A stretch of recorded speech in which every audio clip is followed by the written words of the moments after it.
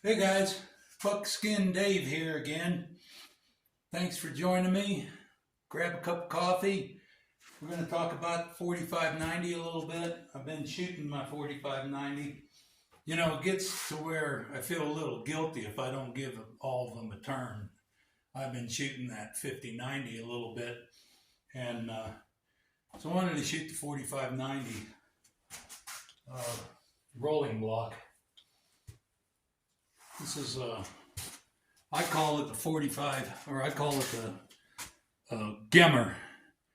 It's a rolling block action. This one was made in the early 1900s.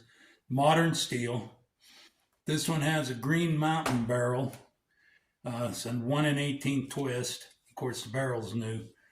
And then the wood, I had to actually make this wood because they didn't make the wood in this style that would match the Hawken Gemmer 4590.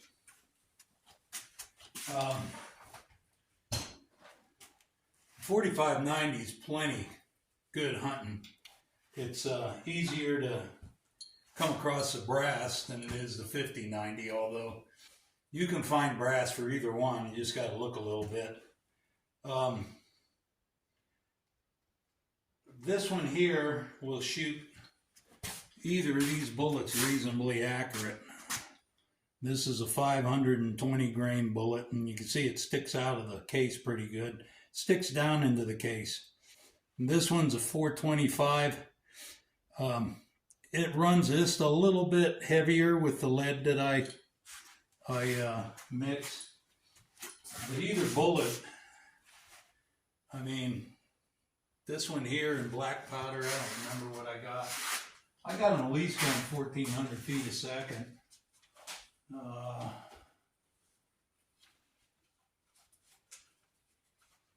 Let's see.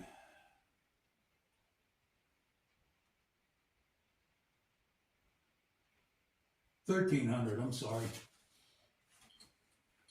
That's the 425 grain bullet.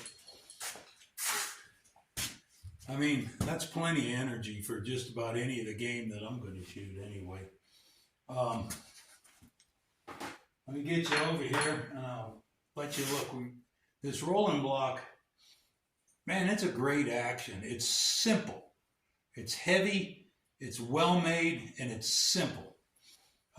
You could take it apart. It only has a few moving parts, and it's really, really a good action.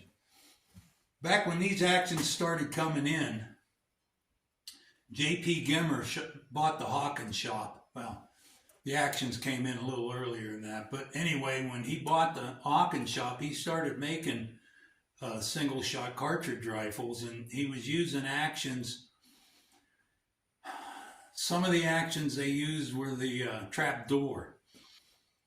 When you look at the conversion from muzzleloader to cartridge guns, machining was getting better, and machine shops and the Industrial Revolution was taking over and all that. So basically your muzzleloader, your receiver is made out of wood, and it has a lock plate and a trigger plate, and the barrel came in with the top strap. That was your action. The trap door, when it came around, it had an action, but it still had a lock plate. You know, it was kind of a transitional thing. And the rolling block, when it came out, Hawken must have had extra stuff because he made him look like a Hawken.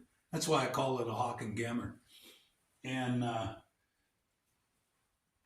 the actions were made, they're really good back in, they're really heavy action. So let's take a look at it. So once you fire the gun and you cock, and then you reload and close, you're ready for another shot, where the Sharps gun, you got to recock the action and trap door. Some of those guns, Spencer action was one that they used a lot too to make these guns. So, but basically you got the hammer, the block, and then the trigger plate has very simple couple of springs, and this thing's raring to go. Anyway, this gun, you can see the wood came out really nice on it. I've got the crescent stock on this one all the way out, and then he built them with a cleaning rod, and that comes in handy. You know, sometimes you get a stuck case and it's nice to have a cleaning rod, but it's a real simple action and very, very stout. It'll take a lot of pressure.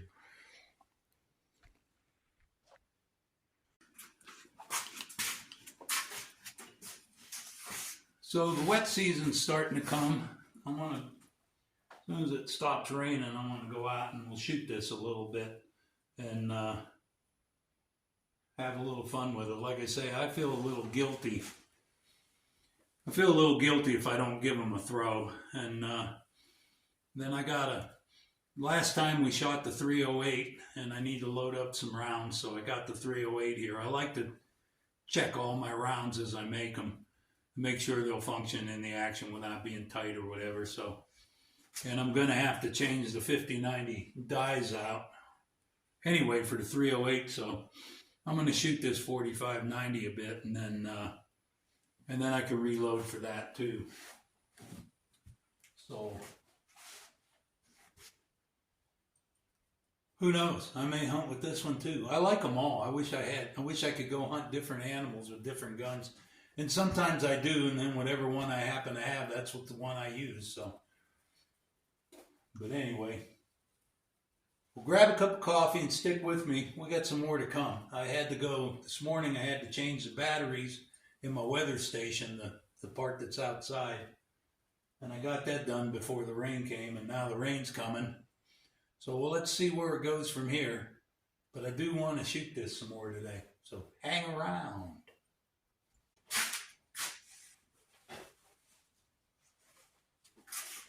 So anyway, I like shooting just black powder in this Gemmer, and I've done duplex loads with it too. Either one, the duplex loads, the velocity is the same. The duplex load, the little bit of smokeless you put in there, that just cleans out some of the stuff. But one of the better powders, if you like to run smokeless and you want to run it in your 4590, is 5744. It's a really good powder for these. It was made for big cases, and it comes out good.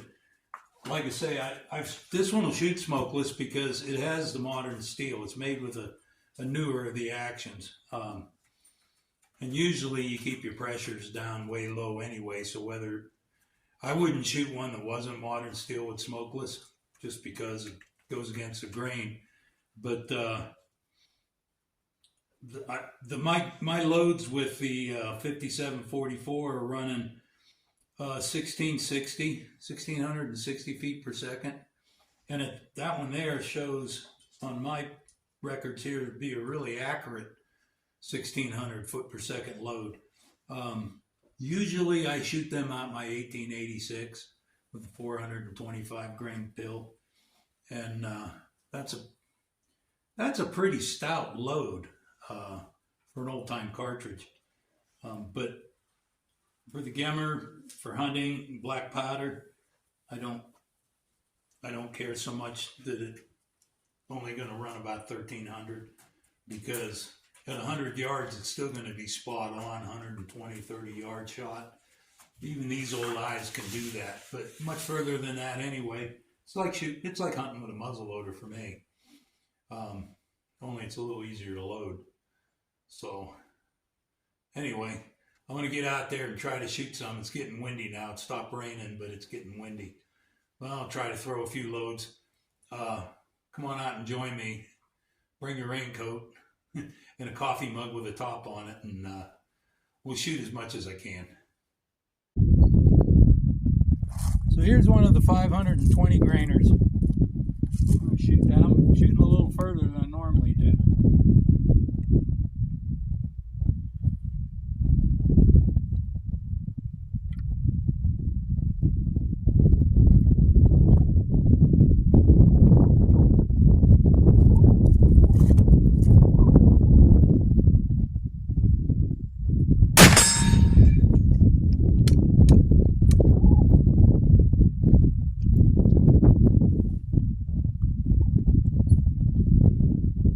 One thing about the 520 grain bullets, they're a little bit long, and I can get them into the action, but you have to kind of pull the hammer back on this against the spring to get them in there because they're so long. But once they're in there, they go. Everything I'm shooting is going right to the middle of that center plate. This is good offhand practice too, because this rifle's a little bit heavier than that Sharps is.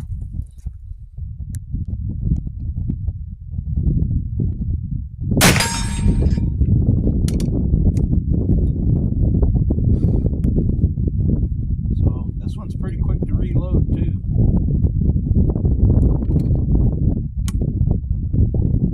Ready to go again.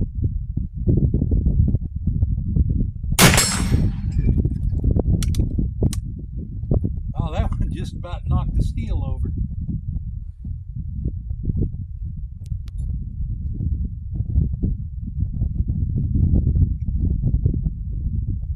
Yeah, that duplex load, that barrel's pretty clean.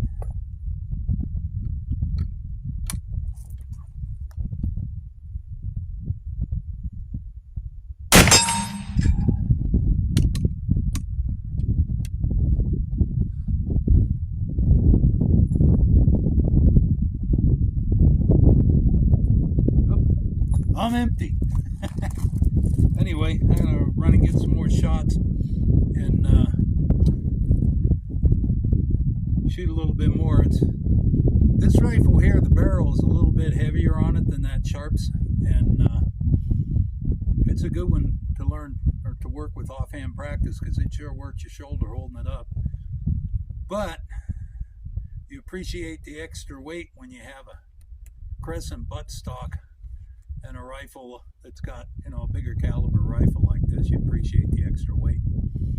So anyway, and with this thing here, if you remember, we were putting one on my Sharps. The Sharps is built different, and this one slides forward a little bit, but it stops right here on this deal. Anyway, it doesn't slide. With the Sharps, it's fat and it gets skinnier, and every time you shoot, it slides all the way up to the sight. And I don't like them on the stock. I don't like putting them there. But with this gun here for hunting, you got one in your pocket or a couple in your pocket, and you got an extra shot. And you can see I wasn't even trying to do quick loads, and it's pretty quick to get back out there for a second shot, follow up, or whatever. Anyway, I don't know what it's going to do today. It's either going to rain or the sun's going to come out. It's Idaho. Just wait a few minutes and we'll see. Anyway, let's go back in the shop and we'll finish up. All right, that was fun. I shot a few more shots there and then it started raining again, so let's see here. I'm going to go ahead and reload these up. And then run a patch down the barrel. Anyway, I'm going to go ahead and do that. Run a patch down here and clean it up, put a little coat of light oil on it, and be ready to go for the next time I want to shoot her. I feel better now. I don't feel guilty about not shooting it. Anyway, that's all I got today. You guys have a great day. Thanks for stopping in for a cup. Enjoy your company. Stick with the channel. We're going to do some more of this cartridge shooting.